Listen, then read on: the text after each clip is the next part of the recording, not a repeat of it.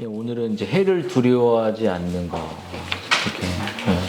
이렇게 해를 두려워하지 않는 삶에 대해서 좀 이야기를 해보려고 합니다. 여러분, 이 시편을 23편은 우리가 되게 좋아하는 시편인데 23편에 정말 아름다운 동사들이 몇 개가 나오는데요. 그것은 뭐냐면 1절에 부족함이 없게 하겠다. 하나님 내 미래를 현재뿐만 아니라 부족함이 없게 인도하겠다. 그리고 2절에 보면 너의 삶을 너의 영혼을 인도하시겠다. 그리고 또 3절에 보면 너의 영혼을 소생시키겠다. 살려내겠다. 그런 동사들이 있어요. 근데 이런 동사들은 시제가 과거도 되고 현재뿐만 아니라 미래를 다 포함하고 있어요. 그래서 하나님은 시간의 개념이 있을까요? 없을까요? 하나님 시간의 개념이 없죠. 하나님 역사를 시작하셨고 역사를 끝내시는 분이고 1000년이 하루 같고 하루가 1000년 같다는 말씀을 하신 것처럼 여러분 하나님의 시간은 늘 현재입니다. 현재. 그렇죠? 그래서 하나님은 자신의 손바닥에 우리의 모든 삶을 다 보고 계세요. 다음에 노트 내려놓고라 할 때 이렇게 자 봐. 우리의 모든 삶을 과거부터 현재까지 미래까지 한눈에 늘 현재 속에서 보고 계시죠. 그래서 하나님은 우리를 이 동사의 시제를 보면서 뭐라고 말하냐면 정말 우리의 미래와 우리의 장래가 정말 밝고 내가 너를 인도할 것이고 복될 것이라고 말하는 것이에요. 그래서 우리 예수님 뭐라고 말하냐면 주님 나는 선한 목자인데 선한 목자는 양을 위해서 목숨을 버린다. 이렇게 목숨을 버릴 정도로 그 목숨을 버릴 정도로 우리를 지키시고 보호하신다는 거죠. 그래서 이 시편 23편이 4절까지 해를 두려워하지 않는다. 그리고 주께서 나와 함께 하신다라는 이 구절은 뭐냐면 우리에게 뭘 말하냐면 너의 삶을 두려워하지 말라는 거예요. 여러분 우리가 뭐가 제일 두렵죠? 미래가 두렵습니다. 그렇죠? 보이지 않는 미래. 내가 계속 먹고 살 수 있을까? 계속 이 직장에 다닐 수 있을까? 내 가정이 계속 버텨낼 수 있을까? 내가 아이들을 얼마나 잘 지킬 수 있을까에 대한 이 미래에 대한 두려움이 생겨요. 그러니까 주아가 얼굴에 막 뭐가 났을 때 오늘 아침에 병원 갔다 왔어요? 엄청 걱정했죠. 미래가 두려운 거 바로 그냥 주아 하나 때문에 하나님 왜 우리 아이에게 이랬고 막 그 안에 불평이 있었어요? 없었어요? 없었어. 예. 여러분, 이 뭐라고 말하냐면, 이 해라는 말은 정말 나쁜 거, 악한 거, 고난, 역경, 손해, 상처, 이런 내 삶에 다가오는 모든 아픔들이 다 해예요. 해. 관계 속에. 근데 이 목자가 뭐라고 말하냐면, 정말 내가 너의 목자가 되어 줄 것이기 때문에, 내가 너를 위해 내 삶을 주었기 때문에, 생명을 주었기 때문에, 내가 너와 함께 하기 때문에 두려워하지 말아라. 두려워하지 마. 집중해서 두려워하지 마라. 그래서 여호와는 나의 내게 지금은 조금 부족할지라도 부족하지 않게 너의 인생을 만들어주겠다는 그 확신이 다윗에게 있었기 때문에 다윗은 뭐라고 하냐면 이 말은 염려하지 마. 두려워하지 마. 이거예요. 그렇다면 여러분 우리가 기억해야 될 게 해를 두려워하지 않을 것이다. 그리고 하나님 나와 함께한다. 이 해라는 해를 두려워하지 않는다는 이 성경적인 의미가 되게 중요하잖아요. 이 성경의 본문을 볼 때. 그래서 이 해를 두려워하지 않는다는 그 의미는 뭐냐면 고난이 없겠다. 고난이 두렵지 않다. 상처가 두렵지 않다. 아픔이 두렵지 않다. 이런 걸 의미하는 게 아니에요.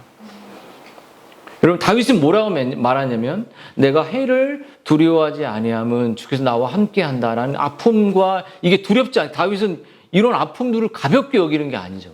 그렇죠? 아프죠. 우리가 주아는 이렇게 뭐가 낳지만 제가 미국에 있을 때 아이 둘을 낳았잖아요. 근데 우리 가온이 지금 모르지만 그 두혈종이라고 있었어요. 그 스콜에 피가 딱 굳어 있는 거였어요. 뭐가 이티처럼 툭 튀어나왔어, 머리가. 그래서 이 머리를 한 20방울 정도 꿰맸어요. 이렇게 쭉 갈라가지고 그 6개월밖에 안 됐나? 할 때. 그러니까 4개월. 4개월밖에 없는 아이를 미국의 진짜 유명한 병원에 가서 그 머리에 있는 스콜을 굳은 피를 긁어내는 거예요. 그럼 저희 부모의 마음은 어떻겠어요? 너무 힘들죠. 그 얼굴 보니까 이티처럼 생기고 막 뭐가 여기 튀어나왔어. 그런데 그 꼬맹이가 뭘 알아? 그러니까 미국에 가니까 제가 얘기했죠. 너무 병원 의사들이 탁월한지 머리털을 딱 잘라가지고 테이프에 붙여줬어. 그리고 간호사가 계속 와. 네 아이는 이렇다. 엄청 권위적이지 않죠. 여러분, 다윗은 뭐라고 말하냐면 고난이 쉽지 않은데 왜 자신의 인생에서 이런 해로움을 하나님이 허락하실까? 사람 때문에 너무 힘들고 사람 때문에 오늘 피하고 싶고 솔직히 오늘도 이제 농협에서 근무하시는 우리 집사님 오셨지만 사람들 만나서 이런 일들을 하는 게 쉽지는 않잖아요. 관계 속에서 말을 해야 되고 하는데 쉽지 않아요.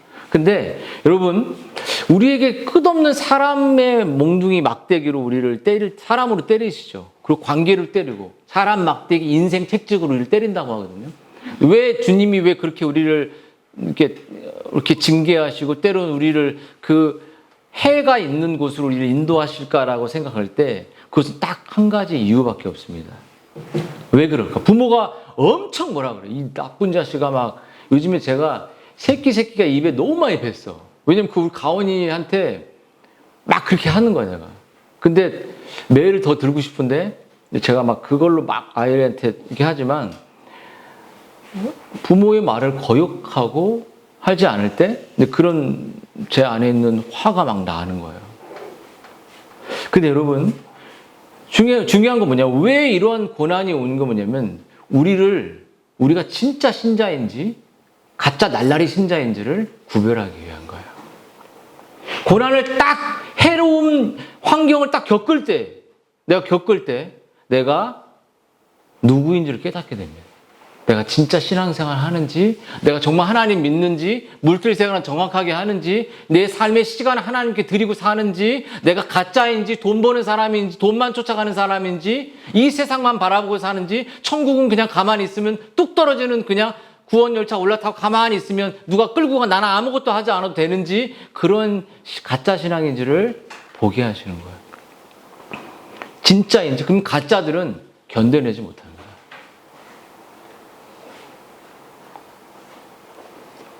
여러분, 이 바람에 나는 겨와 같도다라고 그 시편 말씀이 있잖아요.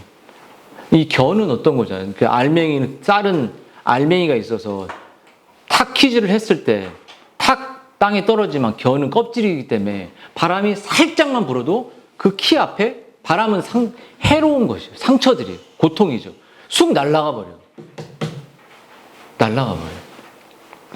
그때 내가 진짜인지 가짜 신앙인지 고난 앞에 내 신앙을 드러나게 되는 거죠.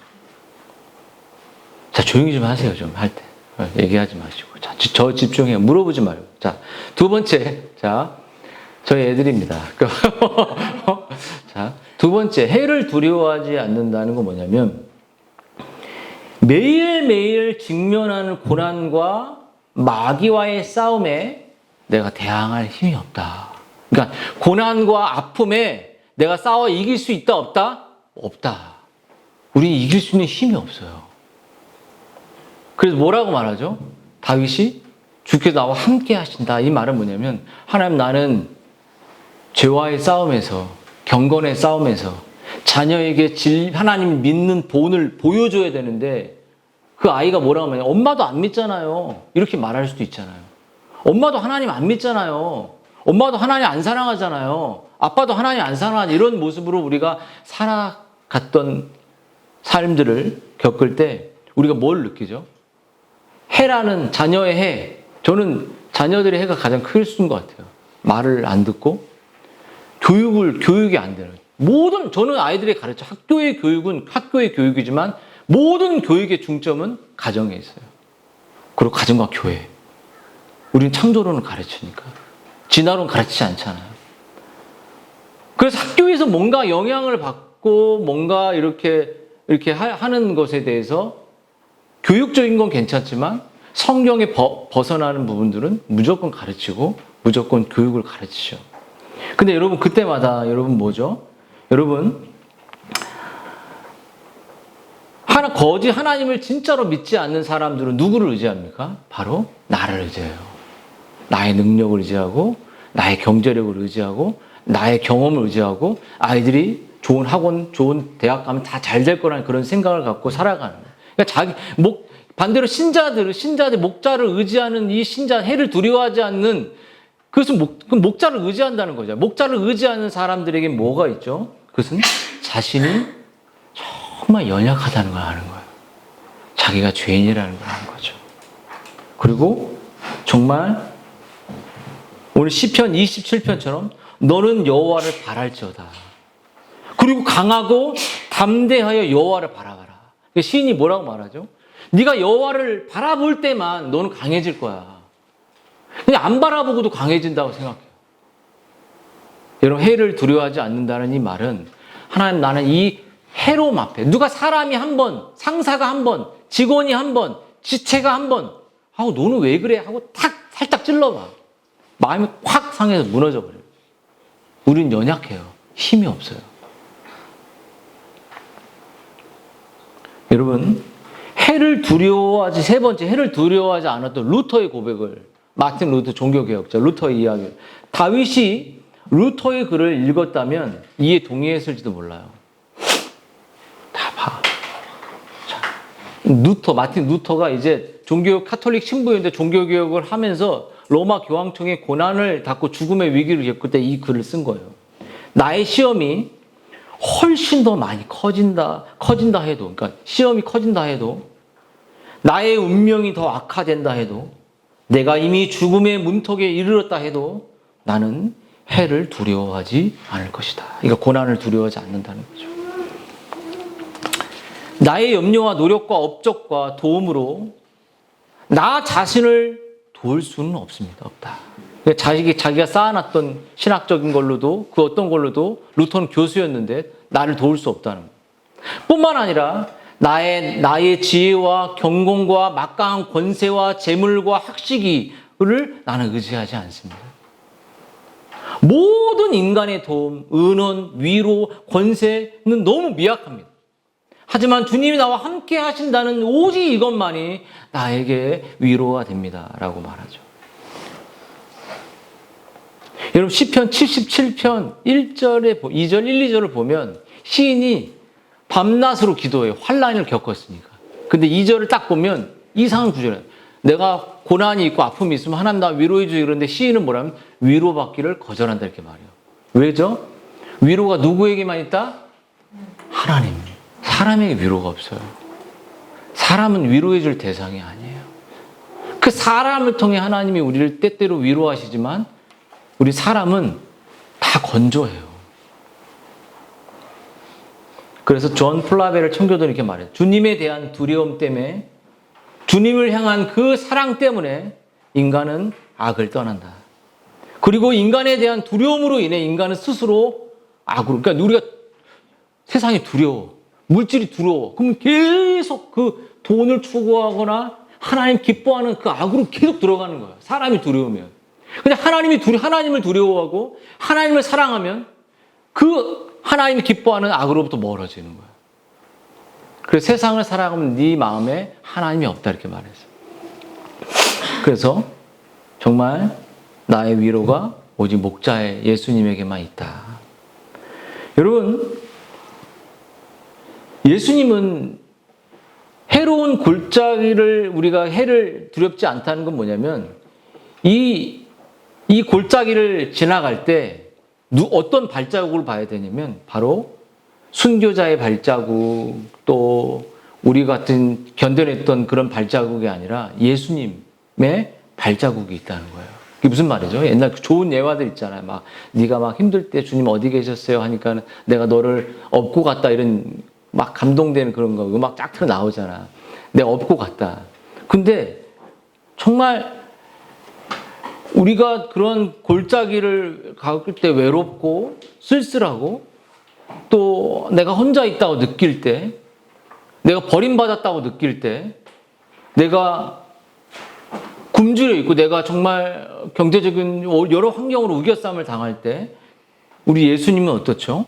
여러분 33년 동안 그는 완전한 하나님이심에도 불구하고 인간의 몸을 입고 이 땅에 오셔서 인간으로 굶주리셨고 채찍을 맞으셨고 끝없는 외로움을 겪으셨고 모진 그 인생의 길을 다 가셨어요. 그리고 그 모진 인생의 길을 간 이유는 뭐냐? 바로 우리와 같은 죄인들을 다 용서하시기 위해서 그 십자가의 길을 인간의 몸을 입고 이 땅에 오셔서 그 하나님이신 그분이 인간이 되셔서 이 땅을 사신 거죠. 누구보다도 고독, 외로움, 이 모든 걸 다 알고 계시는 거죠. 그래서 이 보호받지 못하는 이 상황, 버림 하나님 아버지로부터 외면당한 그 외로움 모든 걸 아셨기 때문에 우리가 혼자 있고 우리가 버림당하고 우리가 정말 쓸쓸한 이 고난 속에 있는 것을 누구보다 아셔서 하나님 우리와 함께 하신다는 거예요. 예수님이. 여러분 그래서 우리 예수님은 이 다윗은 해를 두려워하지 않는다는 것은 나의 삶에 예수님의 보호와 예수님의 용기와 은혜를 주신다는 거예요. 여러분 우리는 온 인류가 어떻게 됐죠? 아담이 그 선악과를 따먹으면서 모든 사람이 그 아담의 죄가 우리에게 다 들어와서 온 인류가 사망에 왔죠. 사망에 왔잖아요. 그래서 하나님이 구원받을 수 있는 유일한 길은 그 하나님의 율법을 완전히 지켜야 되는 것인데 그걸 못 지키니까 인간에게 저주가 왔잖아요. 그 저주를 누가 다 받으셨냐고. 바로 예수님이 받으셨죠. 그러면 그 예수님이 그 저주를 친히 다 받으신 이유는 우리에게 저주를 물려주기 위한 것이 아니라 내가 저주를 받고 우리에게 복을 주기 위한 거예요. 우리에게 생명을 주기 위한 거예요. 우리에게 축복을 주기 위해서 예수님이 친히 그 저주를 하나님의 그 진노를 다 받으신 거죠. 여러분 그래서 시편 126편에 보면 낮의 해와 밤의 달 졸지도 않고 주무시지도 않는다. 그러니까 24시간을 지키고 해는 여기서 같은 해예요. 강력한 고난, 달빛은 미세한 먼지 같은 것들. 근데 그것으로부터 우리를 지킨다는 건 뭐냐면 24시간 우리를 지키시는데 여러분 한번 이 세상에 우리를 어떻게 지키시냐면 이 세상에 오직 나밖에 없어도 주님은 자기의 목숨을 바치시는 거예요. 이 세상에 온 열방의 사람이 많지 않아도 이 세상에 오직 나밖에 없어 한 명밖에 없어도 주님은 이 세상에 오셔서 자기의 목숨을 버리셨고 우리를 이 세상에 아무도 없고 우리밖에 없는 것처럼 우리를 사랑하신다는 거예요. 그래서 뭐라고 말하냐면 우리 지쳐있는 우리들을 향해서 너희 아버지께서 허락하지 아니하시면 그 하나도 땅에 떨어질 것이 없다. 우리에게 용기의 말을 하시면서 사랑한 나의 자녀요 두려워 말고 너희는 많은 참새보다 귀하다. 그 어떤 것도 내가 명령하지 않으면 참새도 떨어지지 않는데 너를 그 어떤 것도 너의 삶에 일어나고 일어나지 못하게 하는 모든 것들도 나에게 달려있는 것처럼 내가 너를 그 참새보다 내 목숨을 주었기 때문에 더 귀하다. 그러면서 뭐라고 말씀하시면 마태복음 28장에 내가 너와 함께하노라. 내가 너를 떠나지 않으리라. 내가 세상 끝날까지 너와 함께하게 되게 말했어요. 여러분 우리 부모는 끝날까지 못 있잖아요. 우리는 잘 길어야 70살이에요. 70살 넘으면 자기 인생 살아가죠. 아이들에게 늘 말해요. 어머니를 이렇게 봉양하고 있으면서 70대가 넘으면 죽어간다고 봐야 돼요. 몸의 기능을 제대로 할 수 없어요. 산 송장처럼 그냥 여행 다니고 살아가는 거예요. 운동도 제대로 못해요. 아이를 끝까지 못 지키죠. 근데 주님 뭐래요? 내가 세상 끝날까지 함께한다. 이 끝날까지 함께 하신 하나님을 아이들에게 주고 가야지 돈 좀 물려주고 집 좀 물려주고 뭔가 해주려고 그런 것들을 하는 거에 뭐예요? 빌 게이츠가 그러더라고요. 어떻게 99%의 재산을 20년 후에 다 사회에 환원하고 가난하게 죽겠다는 거예요. 자기는. 테슬라의 창업주, 정영진 회장, 이런 사람들 다 하나님 복음 믿는 사람들 아닙니까? 여러분, 그래서 여러분 죽음이라는 해가 찾아올 때도 우리는 두려워할 필요 없어요. 여러분, 우리는 죽음을 모호하게 생각할 때가 많아요. 그냥 나중에 죽어서 천국까지 이렇게. 근데 여러분, 다니엘의 세 친구 같은 사람들은 어땠죠? 풀무 막 타는데 이렇게 들어갔잖아요. 그리고 왕의 하나님께 내가 왕의 신께 절하지 않고 내가 우리 하나님 나를 도와주실 거지만 그리 아니하셔도 저는 이 풀무에서 타들어가서 죽을지라도 신앙을 지킬 거다 이렇게 말했죠. 여러분, 그래도 웨스트민스터 신앙고백서를 쭉 보면 우리의 믿음을 뭐라고 하냐면 살아 역사하는 믿음입니다. 그러니까 이 다니엘의 세 친구의 믿음은 살아 움직이는 믿음이었어요. 안 믿는 친구하고 만날 때도 살아있는 믿음이었고 내가 언제 누구를 만날 때도 그 안에 경건이 뿜어나오는 믿음이었어요. 그래서 사도 바울의 마음속에는 늘 내가 육체를 떠나서 그리스도와 함께 있을 욕망을 가진 이것이 너무 좋다. 이게 무슨 말이죠? 바울의 마음속에는 이미 천국에 대한, 이미 현실이 천국이 되어서 내가 빨리 주님께 가고 싶다 이거였어요. 그런 사람들의 신앙의 모습이 바로 다니엘 세 친구 같은 사람들의 모습인 거예요. 여러분, 우리의 삶에서 그렇다면 이 고난을 두려워하지 않는 믿음의 유익이 뭘까요? 여러분, 그것은 다시 말하면 정말 주님이 우리와 동행해 주신다는 그 자신감이에요. 자신감. 내가 좋은 대학 다녀서 자신감. 부모가 집이 딱 결혼할 때 집 한 채 사줄 수 있는 자신감. 이런 거 아니죠. 저 애들한테 말합니다.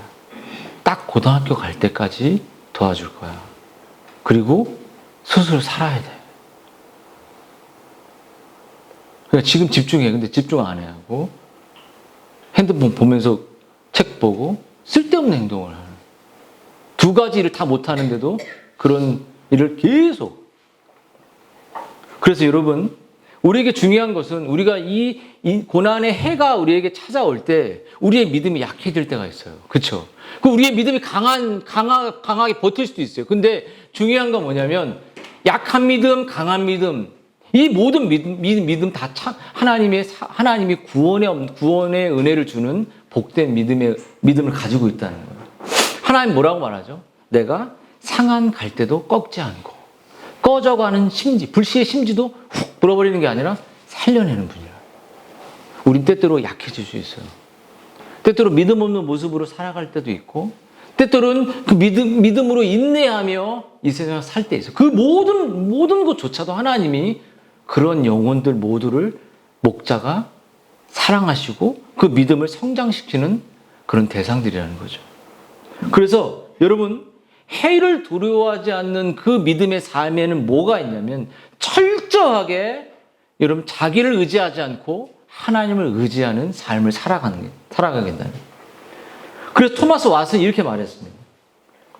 해를 두려워하지 않는 것은, 그런 믿음은 다른 모든 은혜가 굴러가도록 하는 중심바퀴 역할을 한다. 목자를 신뢰하는 믿음이 여러분의 영혼의 밧줄의 반대편 끝에 있는 여러분의 영혼에 힘을 주고 여러분의 영혼에 영적인 싸움을 할 수 있는 힘을 주신다는 거예요. 그래서 이 해를 두려워하지 않는 믿음이 뭐냐면, 하나님, 내가 오늘 이길 수 있는 힘을 주십시오. 오늘 이 전쟁에서, 삶의 전쟁에서 쓰러지지 않는 힘을 주십시오. 함께 해 주십시오. 이거를 늘 고백하는 거예요. 늘 하루하루, 매일매일, 매 순간. 그리고 해를 두려워하지 않는 그런 믿음의 삶에는 뭐가 있냐면 자기의 길, 자기의 방식, 자기의 경험, 자기를 의지하는 모든 것을 끊어내고 누굴 의지하죠? 바로 성경의 하나님, 그리스도가 함께하는 하나님, 정말 말씀의 길로 들어가는 거예요. 여러분, 우리가 자신의 길을, 자신의 능력을 믿는 사람들이 낙심에 딱, 고난에 딱 찼을 때 어떤 결과를 내냐면 딱 세 가지예요. 자기를 의지하는 사람들. 처음에 분노예요. 분노. 그리고 세상을 향해, 가족을 향해 돈을 빌렸다는 돈을 안 빌려주는 거야. 관계 속에 들어가는데 관계가 아닌 거야. 이게 내가 신뢰했던 사람 아니야. 그러면 분노하고 그를 속으로, 겉으로 욕을 해버립니다. 그리고 남 탓을 계속해요. 내가 저 사람 안 만났습니다. 모든 고통의 원인이 자기의 하나님으로부터 멀리한 것에 있다고 생각하지 아니하고 남의 탓을 하며 살아가는 거죠. 근데 오늘 해를 두려워하지 않는 믿음이 우리에게 제시해주는 유익이 뭐냐면 우리의 자신의 길을 끊어버렸다는 거예요. 목자가 인도하는 길만 간다는 거예요. 목자가 호루라기를 부르는 신호에 따라서만 간다는 거예요. 부모가 이쪽으로 가라. 학교 선생님 얘기가 중요한 게 아니라 가정에서 부모의 역할, 또 교회에서의 말하는 진리를 가장 중요하게 하는 거예요. 학교 공부도 중요하게 해야죠. 하지만 우리의 세계관과 가치를 정말 학교의 모든 공부는 진보 교육입니다. 진화론적인 가치를 갖고 있어요. 여러분, 그때 여러분 우리가 자신의 방식을, 길을 끊어내고 목자만을 의지하며 살아갈 때 내 삶의 길에 목자가 동행하는 게 보이게 되는 거예요. 목자가 함께하는 게 느껴지는 거예요. 여러분 어때요? 여러분이 말씀을 멀리하는 길을 가보십시오. 분노밖에 안 남습니다.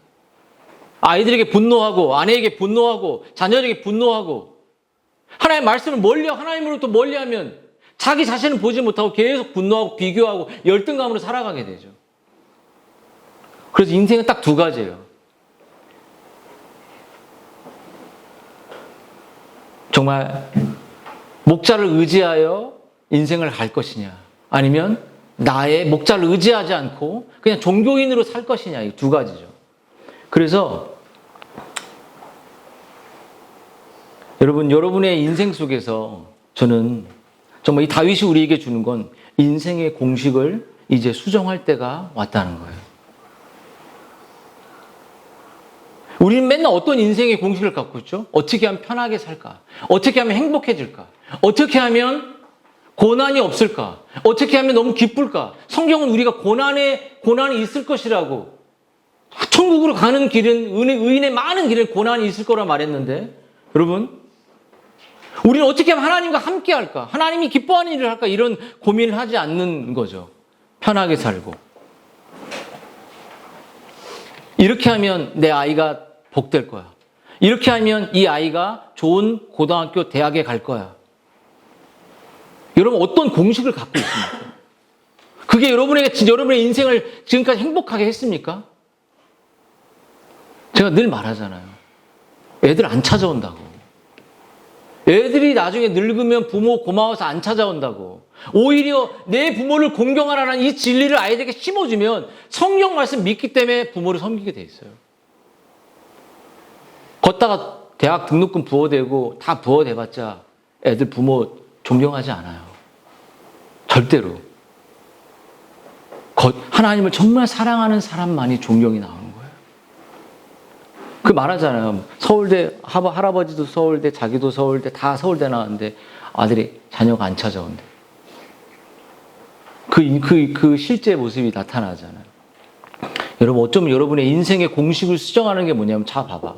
내가 어떻게 하면 예수님을 닮아갈 수 있을까? 어떻게 하면 예배를 성실할 수 있을까? 어떻게 하면 더 하루하루 경건할 수 있을까? 어떻게 하면 더 부모의 말 순종, 이런 고민을 늘 공식을 바꾸라는 거예요, 인생을. 어떻게 하면 놀이 갈 수 있을까? 이게 아니죠. 어떻게 하면 하나님을 영화롭게 할 수 있을까? 어떻게 하면 하나님을 기뻐할 수 있을까?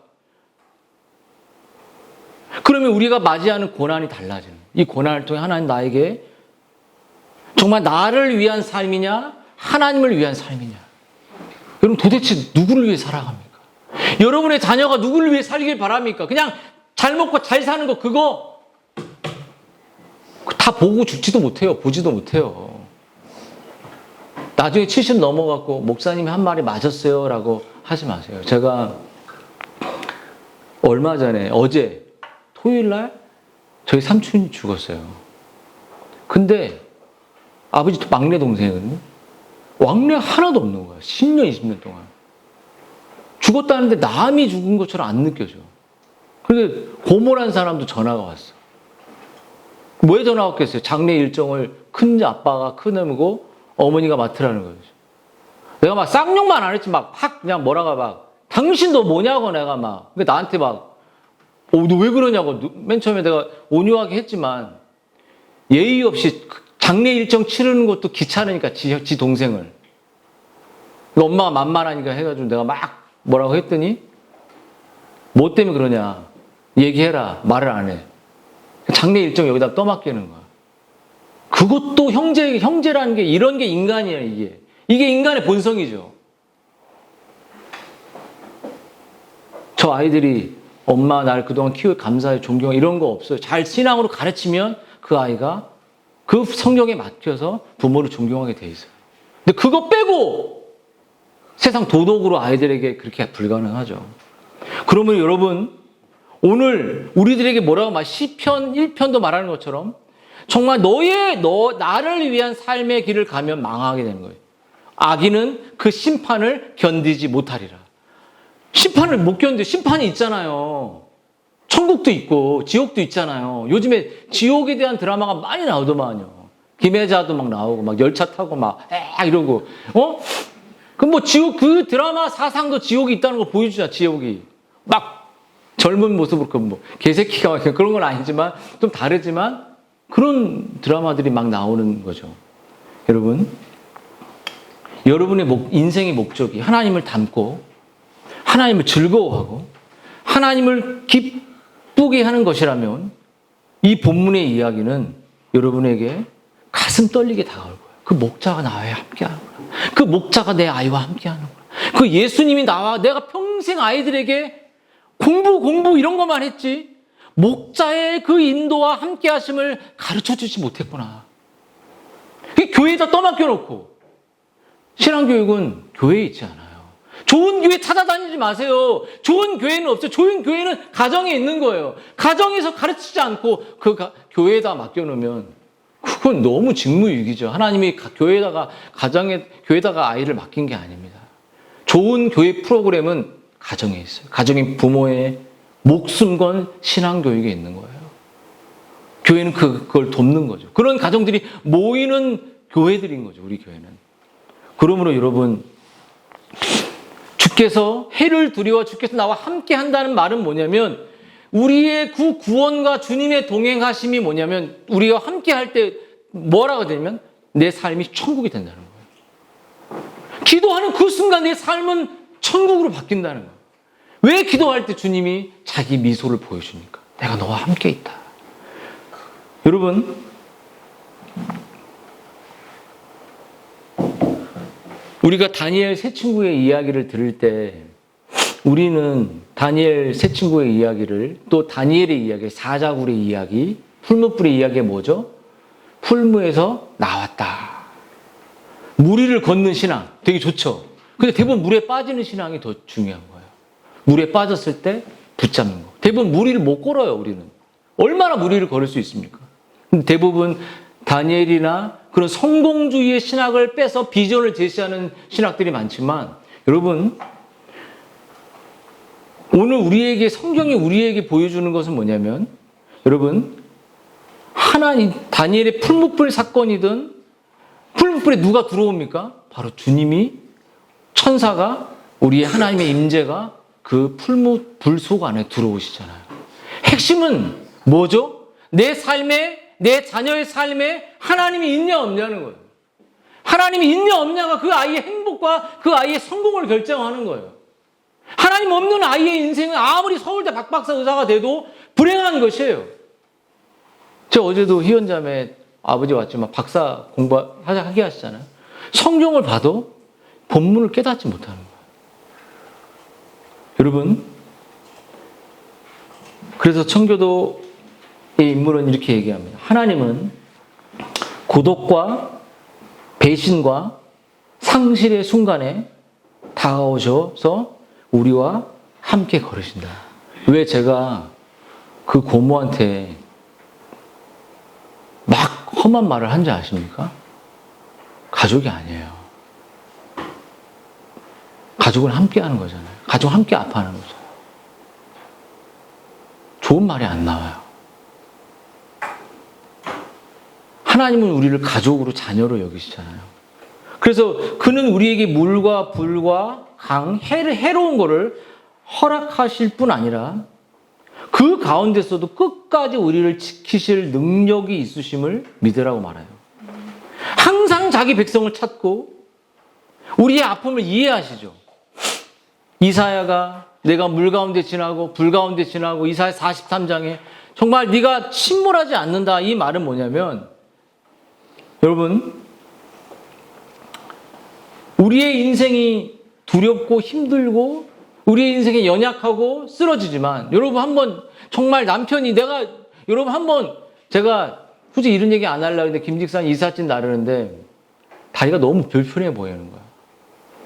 물론 정상 이상의 수준을 가지고 있지만 계속 오래 못 걸어. 그래서 저는 이놈들한테 얘기하고 싶었어. 니네 아빠가 어떻게 이래서 돈 벌어서 다니는 거 아냐라고 물어보고 싶었어. 아버지 다리 한번 봤어? 좋아, 나쁘지 않아. 근데 내가 형제로서 이삿짐을 날려주면서, 아, 이게 오래 상체 힘은 엄청 세지만 하체가 약하구나, 친구가.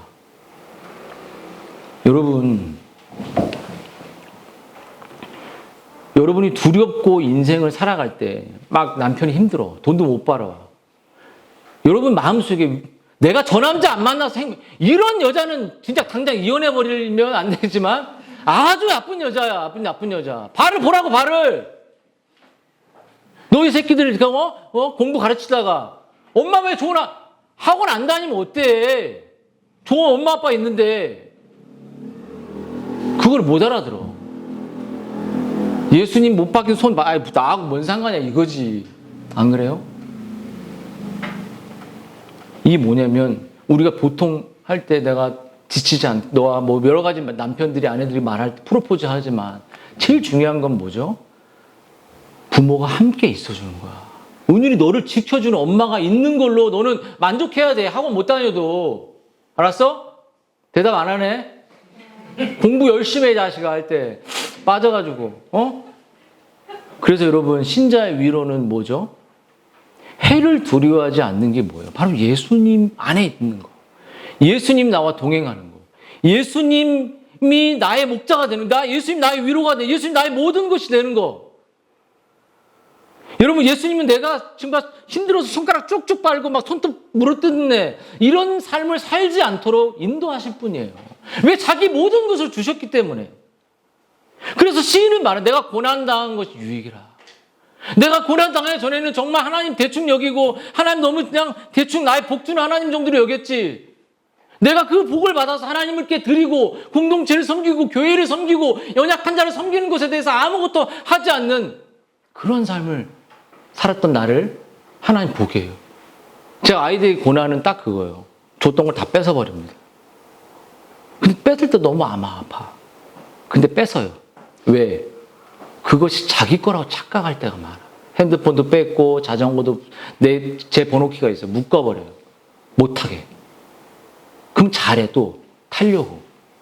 근데 중요한 건 제게 아니에요. 제가 하나님이 나에게 주셔서 제가 저 아이에게 사준 것이지. 자기 거라고 생각해. 딱 내 손에 두는 건 내 거.